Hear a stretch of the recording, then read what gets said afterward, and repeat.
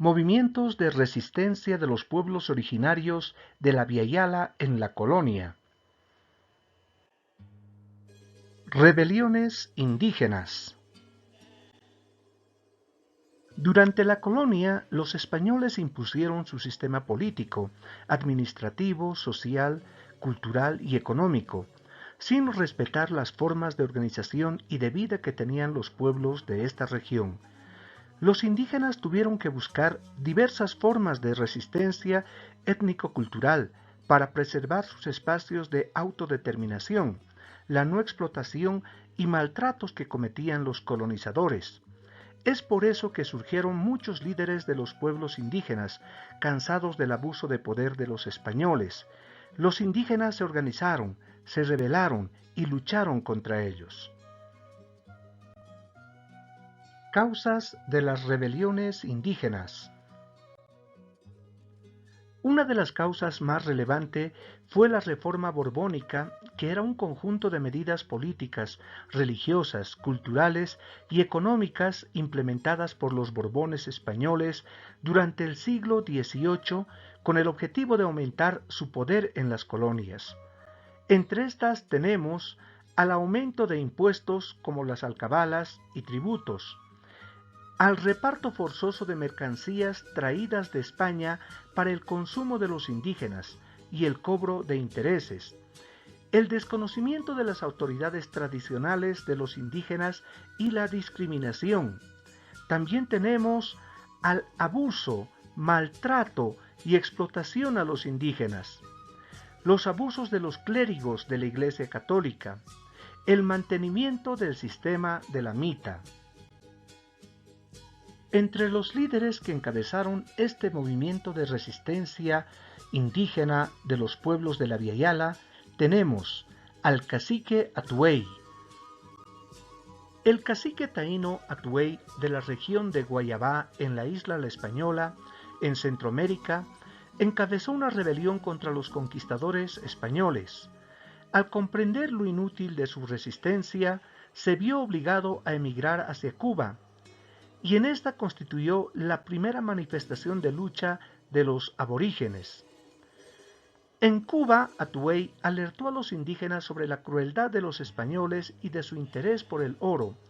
Así logró reunir hombres armados con macanas, hachas de piedra y lanzas de madera para enfrentarse a los invasores españoles. En 1511 llegó a Cuba Diego Velázquez y derrotó a los indígenas.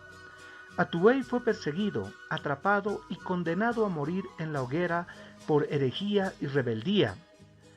Fray Bartolomé de las Casas narró que antes de morir en la hoguera Atuey, un franciscano se le acercó para hablarle de ir al cielo y de la salvación eterna. El indio le preguntó que si los españoles iban al cielo, y ante la respuesta afirmativa expresó su deseo de ir al infierno. Manco Inca Yupanqui. Manco Inca Yupanqui llevó adelante una larga lucha por la reconquista del imperio del Tahuantinsuyo, desde mayo de 1536. Los españoles, para la conquista de la región andina, tomaron como aliados a los nativos descontentos. Con su ayuda sometieron a los pueblos originarios de la región. Luego de asesinar a Atahualpa, los españoles nombraron un inca llamado Tupac Hualpa, quien murió intempestivamente. Manco Inca heredó el trono y logró escapar de Cusco para asentarse en Vilcabamba y desde allí organizar la rebelión con ataques al Cusco y Lima. Luego de varias batallas, Manco Inca y los alzados fueron derrotados por los invasores, y en 1545 Manco Inca fue asesinado. Posteriormente los españoles se repartieron la tierra y a los vencidos les sometieron a trabajos forzados y a tributos. Levantamiento de Songo.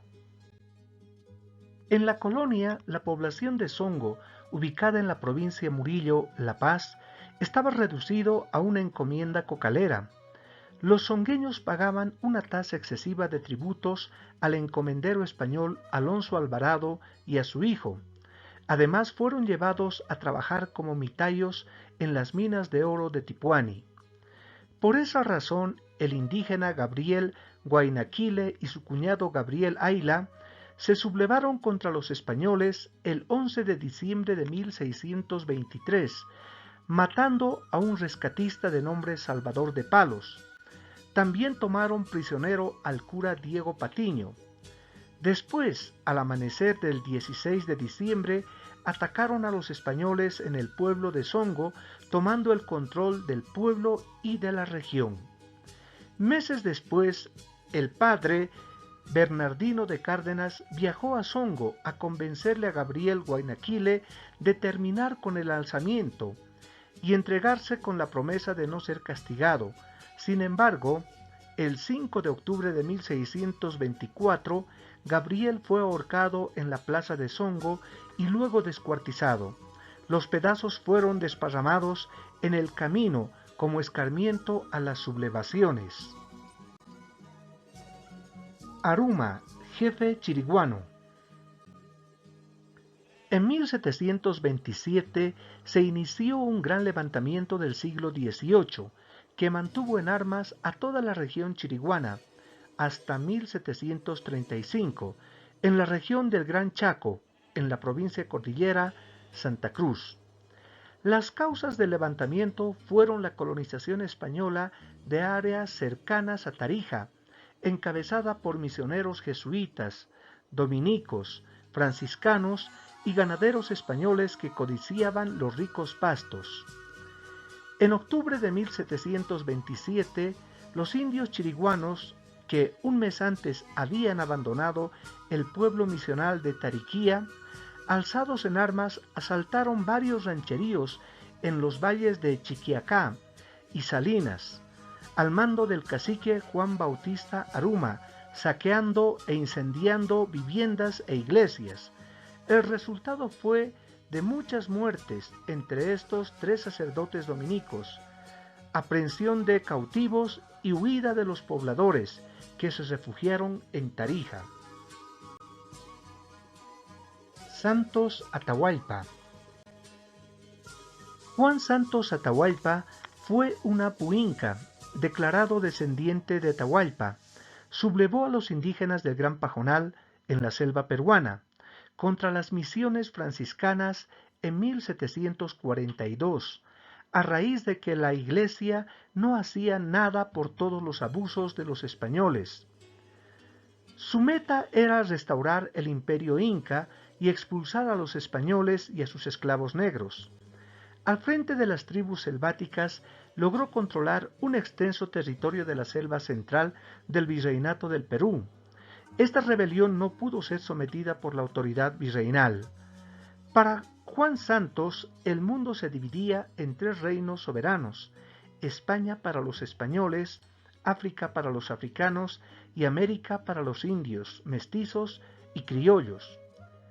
Juan Santos desapareció misteriosamente hacia el año 1756, desconociéndose la fecha y las circunstancias de su fallecimiento.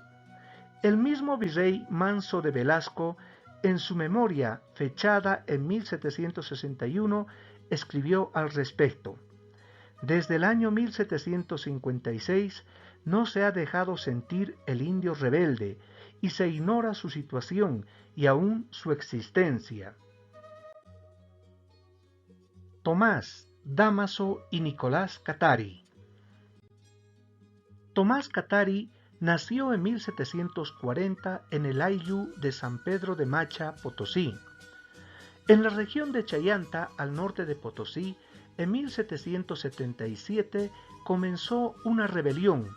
Una de las razones fue su reclamo a la audiencia de Charcas sobre los abusos que cometía el cacique de Macha, Blas Bernal, en el cobro de tributos, y pedía que él fuera el cobrador de su gente. Al ver que no era escuchado, en 1778 decidió ir a pie hasta Buenos Aires, sede del Virreinato de La Plata, para que el virrey reconociera sus derechos. A su retorno no hicieron caso de la orden del virrey. Por eso se levantó en armas, rebelándose contra los españoles. A mediados de enero de 1781, la audiencia de Charcas decidió detener a Tomás Catari, y cuando era conducido a la cárcel fue muerto de un tiro y lanzado a un barranco cerca de la comunidad de Quilaquila. A su muerte le siguieron la lucha su esposa Curuzayahui, sus hermanos Dámaso y Nicolás, a quienes les traicionaron por una recompensa en dinero, sus propios coterráneos.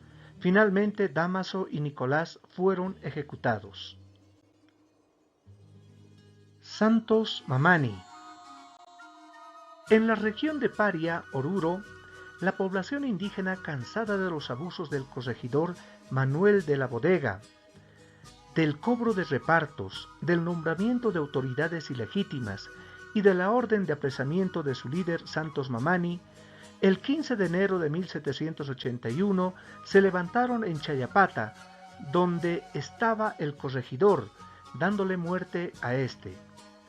A esta sublevación se unieron Condocondo, Sorasora, y así al poco tiempo casi todo el altiplano central estaba en manos de los rebeldes.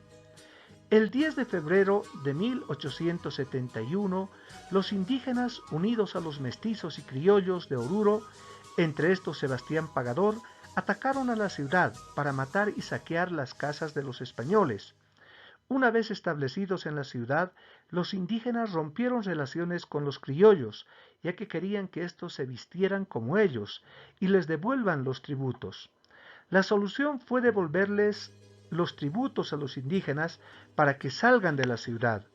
Santos Mamani continuó movilizando tropas, tomando pueblos, y en un último intento por tomar Oruro el 2 de abril fue derrotado y entregado por los indígenas a los españoles, para que finalmente fuera ejecutado.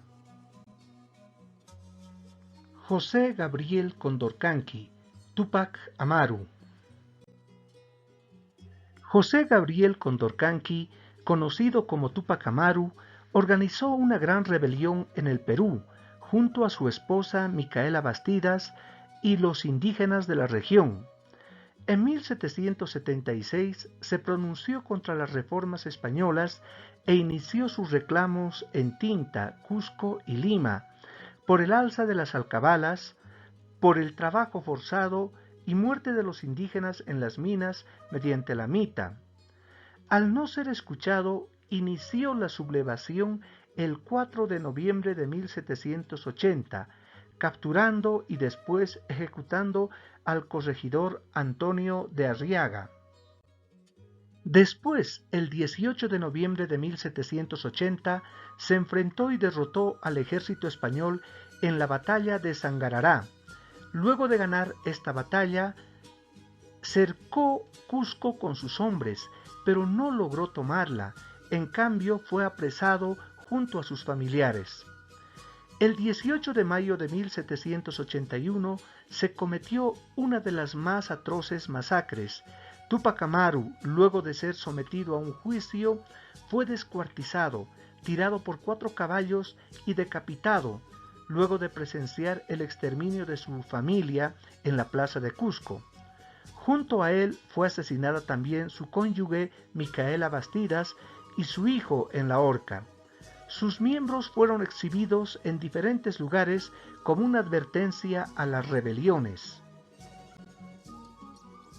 Micaela Bastidas Puyucawa. Micaela Bastidas Puyucawa nació en Tamburco, Perú, el 23 de junio de 1744. Fue esposa y consejera de Túpac Amaru, reconocida como la valiente luchadora. Su desempeño tuvo vital importancia en la rebelión de Tinta. Fue una prócer de la independencia hispanoamericana. Jugó un importante papel en la historia del Perú. El 4 de noviembre de 1780, fecha en que se subleva Túpac Amaru, Micaela reunió ejércitos y redactó proclamas. Cuando Túpac Amaru realizaba su marcha a Puno, Las operaciones militares en el Cusco estuvieron a cargo de Micaela Bastidas, que logró el apoyo de vecinos notables, caciques y clérigos, organizando milicias y toda clase de esfuerzo para aislar al Cusco y cortar las comunicaciones realistas en la capital del virreinato. Micaela Bastidas y Túpac Amaru fueron traicionados, apresados y junto a sus hijos fueron llevados al Cusco para su juzgamiento.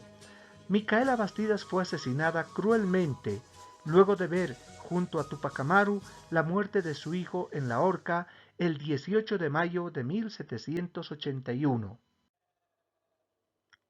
Julián Apaza Nina, Túpac Katari. Julián Apaza, más conocido como Túpac Katari, nació en Ayoayo en 1750. Su padre fue Nicolás Apaza, un mitayo que murió en las minas de Potosí. Adoptó el nombre de Túpac Katari de dos líderes originarios contemporáneos, Túpac Amaru y Tomás Katari. Túpac Katari, cansado de tantos abusos, explotación e injusticias contra los indígenas y con el propósito de recuperar la dignidad e identidad aymara, buscando la expulsión de los españoles para restablecer el poder indígena y un gobierno propio en 1780, liderizó desde Sicacica un levantamiento contra las autoridades de la colonia, junto a su esposa Bartolina Sisa y su hermana Gregoria Apaza. Conformó un poderoso ejército de 40.000 hombres y en 1781 cercó a la ciudad de Nuestra Señora de la Paz en dos oportunidades, en las que no permitieron el ingreso de alimentos, generando hambre y epidemias. Túpac Katari fue apresado, condenado y descuartizado el 15 de noviembre de 1781 en la población de Peñas. Al líder aymara se le atribuye la frase: "A mí solo me matarán, pero mañana volveré y seré millones". Bartolina Sisa Vargas. Bartolina Sisa Vargas, esposa de Túpac Katari, nació en Caracato en 1750. Se dedicó al comercio de la hoja de coca y de tejidos nativos, desplazándose por los ayllus altiplánicos y yungueños. Durante estos recorridos vio de cerca el cruel sometimiento y opresión causados a su pueblo por el racismo colonial y clerical foráneo. Se unió a su esposo Túpac Katari para organizar y liderar levantamientos contra el Imperio Español. Mujer valiente, líder y guerrera, participó en el cerco a La Paz con su esposo Túpac Katari.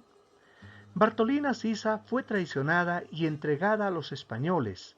Un hecho importante es que fue obligada a presenciar la muerte cruel de su esposo por descuartizamiento y meses después, el 5 de septiembre de 1782, fue condenada a ser arrastrada por un caballo alrededor de la plaza y morir en la horca. Gregoria Apaza y Andrés Túpac Amaru. Los rebeldes del Cusco y La Paz se unieron en la lucha contra los españoles. Andrés Túpac Amaru, sobrino de Túpac Amaru, junto con Gregoria Apaza Nina, hermana de Túpac Katari. Con 20.000 hombres organizaron el cerco al poblado de Sorata, donde se habían refugiado españoles, criollos y mestizos. Luego de 3 meses de resistencia, el 5 de agosto de 1781 liberaron el agua y el pueblo se inundó. Luego Andrés Túpac Amaru, en compañía de Gregoria Apaza, entraron en marcha triunfal al pueblo. Los españoles fueron ejecutados, los criollos y mestizos perdonados. Tiempo después, Andrés Túpac Amaru se fue al Perú, llamado por su tío, y Gregoria Apaza, al enterarse que apresaron a Túpac Katari, armó su ejército en Sorata y viajó a La Paz para ayudar a su hermano, pero tras una cruenta batalla fue también apresada. Gregoria Apaza fue torturada y ejecutada el 5 de septiembre de 1782 junto a Bartolina Sisa en la Plaza de Armas de La Paz, hoy Plaza Murillo. Jefe indio Pontiac. Pontiac nació en 1720 en el área de Detroit.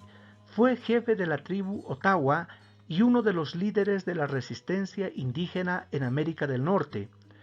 Luego que Francia fue expulsada de Canadá en 1763, muchos grupos indígenas, 13 tribus, se rebelaron contra los nuevos ocupantes británicos, descontentos por el trato que les daban y la presencia de colonos deseosos de instalarse en sus tierras, alrededor de los grandes lagos en la actual frontera entre Canadá y Estados Unidos.